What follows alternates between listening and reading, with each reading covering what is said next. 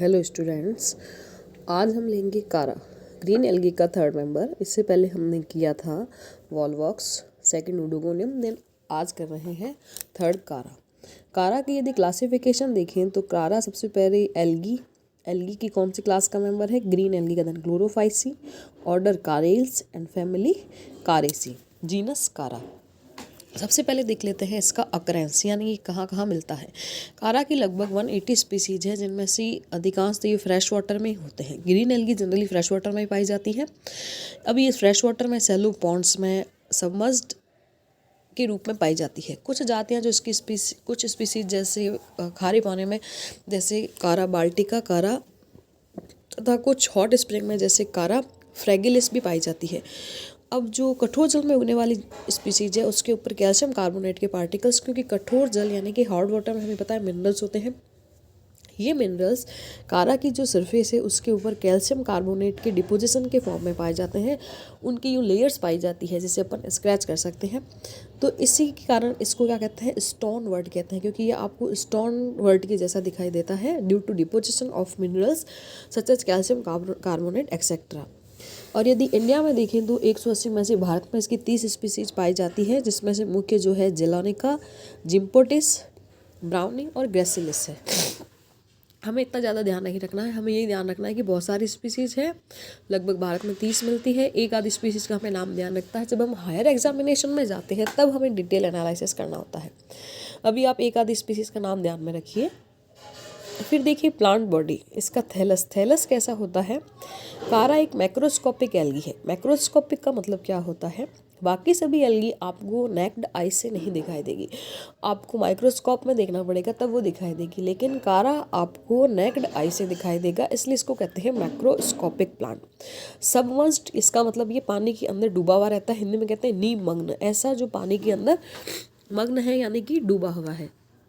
सामान्यतः इसकी जातियाँ लगभग 20 से 30 सेंटीमीटर तक लंबाई होती है। इसके अंदर राइजोइड्स पाए जाते हैं और इसका प्लांट मेन एक्सिस में विभाजित होता है। ये देखिए सबसे स्पेशल चीज़ है।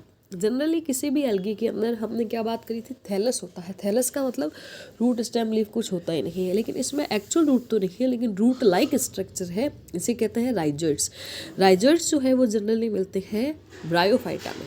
अभी हम पढ़ रहे हैं थैलोफाइटा, थैलोफाइटा के बाद आएगा ब्रायोफाइटा, उसमें मिलते हैं। तो ये राइजोइड्स यहाँ पे मिलते हैं और मेन एक्सिस पाया जाता है।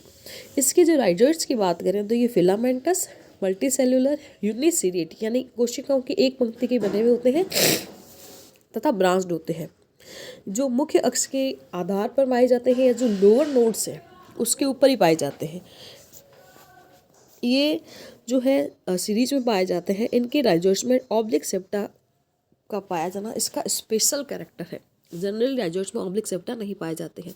सेप्टा पर जो कोशिकाएं हैं वो डिफरेंट डायरेक्शन में ग्रोथ करती है। मान लीजिए कोई सेप्टा है उस ऑब्लिक है, तो उसके ऊपर वाली और नीचे वाली सेल्स अपोजिट डायरेक्शन में, एक ईस्ट में ग्रोथ करेगी तो एक वेस्ट में ग्रोथ करेगी। ठीक है, जिसके फलस्वरूप प्रत्येक पट पर 4 अथवा अधिक कोशिकाओं की ग्रंथि संरचना बन जाती है। इसे क्या कहते हैं? राइजोइडल प्लेट कहते हैं। तो कारा माइक्रोस्कोपिक, सबमर्ज्ड 20 से 30 सेंटीमीटर, राइजोइड्स के character filamentous, multicellular, uniseriate and branched. फिर यहाँ पे ऑब्लिक सेप्टा पर सेल्स डिफरेंट डायरेक्शन में ग्रोथ करती है, तो आपको एक गांठ जैसी संरचना, नोट लाइक स्ट्रक्चर मिल जाएगी, जिसे कहते हैं राइजोइडल प्लेट। ये देखिए कारा का डायग्राम, ये नीचे की तरफ आपको राइजोइड्स दिख रहे हैं, दिस इज राइजोइड्स। मूल का आभास हो रहा, ये मेन एक्सिस है, इससे ब्रांचेस निकल रही है। ये देखिए नोड और इंटरनोड, यहाँ पे जहाँ से ब्रांचेस निकल रही है उसे कहते हैं नोड। तो जहाँ जहाँ मैंने डॉट बनाया वो नोड है, दो नोड के बीच की जगह वो इंटरनोड कहलाती है। ऐसे ही इसकी शाखाओं में भी नोड और इंटरनोड है। फिर उसके बाद में इसमें 2 प्रकार के सूट पाए जाते हैं। ये देखिए मुख्य अक्ष से निकलने वाली शाखा जिसकी लंबाई बहुत ज़्यादा है उसे कहते हैं ब्रांचेज ऑफ अनलिमिटेड ग्रोथ या सूट ऑफ अनलिमिटेड ग्रोथ, तथा कुछ शाखाएं जो लिमिटेड ग्रोथ की निकल रही है जिनकी लंबाई देखिए कम है तो उसे कहते हैं सूट ऑफ लिमिटेड ग्रोथ या ब्रांचेज ऑफ लिमिटेड ग्रोथ। तो कारा में 2 प्रकार की शाखाएं पाई जाती है, ब्रांचेज ऑफ अनलिमिटेड ग्रोथ और सूट ऑफ अनलिमिटेड ग्रोथ। दूसरा जिनकी शाखाओं की वृद्धि सीमित होती है उसे कहते हैं ब्रांचेज ऑफ लिमिटेड ग्रोथ या सूट ऑफ लिमिटेड ग्रोथ। तो ये डायग्राम से आपको क्लियर हो रहा है। नेक्स्ट देखिए, कारा का मूलाभास की शाखाएं इसी पट्टिका से उत्पन्न होती है। मूलाभास द्वारा पादप जो है, मूलाभास का कार्य यही हो गया, सबस्ट्रेटम से उसको चिपकाने का कार्य करता है जो रूट कार्य करती है। इसका जो मेन एक्सिस है वो एपिजियल होता है, यानी कि मुख्य अक्ष जो है भूमि के ऊपर होता है। एपिजियल का मतलब वो चीज़ जो भूमि की सतह के ऊपर होती है, लंबा होता है, ब्रांच्ड होता है। इसमें अल्टरनेट सीक्वेंस में अनेक नोड और इंटरनोड पाई जाती है। तो अभी जैसे अपने बात करी थी नोड और इंटरनोड की, पर्व की दो जो नोड है उसके ऊपर दो प्रकार की कोशिकाएं होती हैं। इनके एक्सिस में एक लंबी कोशिका होती है जिसे एक्सियल सेल कहते हैं या इंटरनोडल सेल कहते हैं, यानी इंटरनोड सिंगल सेल की बनी हुई होती है। इन कोशिकाओं की लंबाई जो होती है ज़्यादा है और डायमीटर कम है। दिख रहा है सीधा सा कि इंटरनोड है, जब इतनी लंबी कोशिका है, ये वाली चीज़ एक ही कोशिका से मिलकर बनी है, तो एक ही कोशिका की लंबाई ज़्यादा, डायमीटर कम। जबकि यहाँ पे जो नोड है उसमें दो प्रकार की कोशिकाएं हैं। ठीक है, इन कोशिकाओं की लंबाई हो गया। फिर जो नोड की सेल्स है उसके अंदर कॉर्टिकुलर, नोड के अंदर ये जो सेल है ये कॉर्टिकुलर सेल यानी कि आसपास वाली सेल से घिरी हुई रहती है। प्रत्येक जो नोड है उसका ऊपरी आधा भाग जो है वो ऊपर वाली पर्व संधि से उत्पन्न कॉर्टिकल सेल से, और नीचे वाला आधा भाग नीचे वाली जो सेल्स है कॉर्टिकल की उससे घिरी हुई रहती है। यानी कि जो इंटरनोड है उसका ऊपर वाला नोड और नीचे वाला नोड की कॉर्टिकल सेल्स उसको घेरे रखती है। ये देखिए, ये कारा के अंदर सेंट्रल सेल और कॉर्टिकल सेल, ये देखिए, ये नोड का डायग्राम देखिए तो ये सेंट्रल सेल है बीच में, ये चारों तरफ कॉर्टिकल सेल्स है। ये किसके ऊपर है? नोड यानी पर्व संधि के ऊपर है। लेकिन ये कॉर्टिकल सेल्स जो है दोनों तरफ लंबाई में बढ़कर इंटरनोड को भी घेरे रहती है। तो इंटरनोड के किसी इंटरनोड की बात करें तो उसके ऊपर वाली पर्व संधि और नीचे वाली पर्व संधि दोनों तरफ की कोशिकाएं जो कॉर्टिकल सेल्स है वो उसको घेरे हुए रखती है। ठीक है, फिर देखिए, ये जो मैंने आपको बताया कि असेंडिंग फिलामेंट से ढका हुआ रहता है। ऊपरी पर्व संधि से उत्पन्न कुछ कोशिकाएं नीचे की और नीचे की पर्व संधि से उत्पन्न कोशिकाएं ऊपर की ओर वृद्धि करती है। पर्व की तुलना में पर्व संधि अत्यंत छोटी होती है, यानी कि नोड का साइज बहुत छोटा होता है, इंटरनोड बड़ी होती है। यह आइसोडायमेट्रिक कोशिकाओं के एक समूह से निर्मित रहती है। नोड के अंदर देखें तो 2 सेंट्रल सेल होती है और 6 से 20 पेरिफेरल सेल्स होती है। ये पर्व संधि पर निम्नलिखित प्रकार के कोई भी पर्व संधि है उसके ऊपर निम्नलिखित प्रकार के ऑर्गन्स पाए जाते हैं: branches of limited growth, branches of unlimited growth and stipulodes. तो देखिए, अभी अपन ने बात करी थी ब्रांचेज ऑफ लिमिटेड ग्रोथ, ये मुख्य अक्ष या असीमित वृद्धि की शाखाओं, यानी कि branches of limited growth main axis पर भी लगती है और ब्रांचेज ऑफ अनलिमिटेड ग्रोथ के ऊपर भी लगती है। इनके अंदर जो होती है इसकी वृद्धि सीमित होती है। इसके अंदर 5 से 15 तक इंटरनोड और नोड होता है, उसके बाद में इसकी ग्रोथ रुक जाती है, इसीलिए इसको कहते हैं ब्रांचेज ऑफ लिमिटेड ग्रोथ। ये जो है प्राइमरी लेटरल लीव्स या ब्रांचलेट भी कहलाती है। इसकी जो इंटरनोड की लंबाई है वो मुख्य अक्ष की इंटरनोड से कम होती है। इन ब्रांचेज की जो नोड्स हैं वो एक कोशिकीय और सेकेंडरी लेटरल्स पाए जाते हैं इसके अंदर। फिर ब्रांचेज ऑफ लिमिटेड ग्रोथ कहाँ मिलेगी? केवल और केवल मेन एक्सिस पर मिलेगी। इन्हें एक्सिलरी ब्रांचेज या लॉन्ग लेटरल्स भी कहते हैं। ये शाखाएं पर्व और पर्व संध्या में विभेदित होती है। इनके अंदर प्राइमरी लेटरल का चक्र पाया जाता है और इसकी जो वृद्धि है वो मेन एक्सिस की तरह अनलिमिटेड होती है, इसलिए इसे ब्रांचेज ऑफ अनलिमिटेड ग्रोथ कहते हैं। फिर है स्टिप्यूलॉट्स, जो लिमिटेड वृद्धि की शाखाएं हैं उसके आधार पर जो पर्व संधि है उसके ऊपर यूनिसेलुलर आउटग्रोथ पाई जाती है, जिन्हें क्या कहते हैं? स्टिप्यूलॉइड कहते हैं।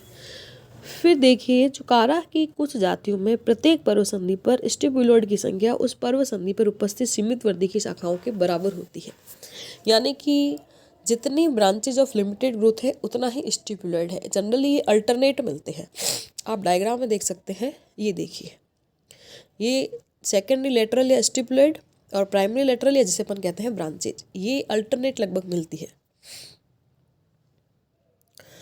फिर देखिए, यदि ये एक एक मिल रही है तो इसे कहते हैं यूनिस्टिपुलेट। लेकिन कारा की अधिकांश जातियां जो होती है बाइस्टिपुलेट होती है, अर्थात प्रत्येक सीमित वृद्धि की शाखा के आधार पर 2 अनुपर्णक होते हैं, यानी कि ब्रांचेज ऑफ लिमिटेड ग्रोथ के पास में आपको क्या मिलेगा? स्टिपुलेट। यदि प्रत्येक ब्रांच ऑफ लिमिटेड ग्रोथ के पास में एक स्टिपुलर्ड है तो उसे कहते हैं यूनिस्टिपुलेट। यदि एक शाखा के पास में दो स्टिपुलेट हैं तो उसे कहते हैं बाई स्टिपुलेट। ठीक है, ज़्यादातर कारा की स्पीसीज कैसी होती है? By stipulate. ये एक चक्र में व्यवस्थित होते हैं, इसे कहते हैं साइक्लिक अरेंजमेंट।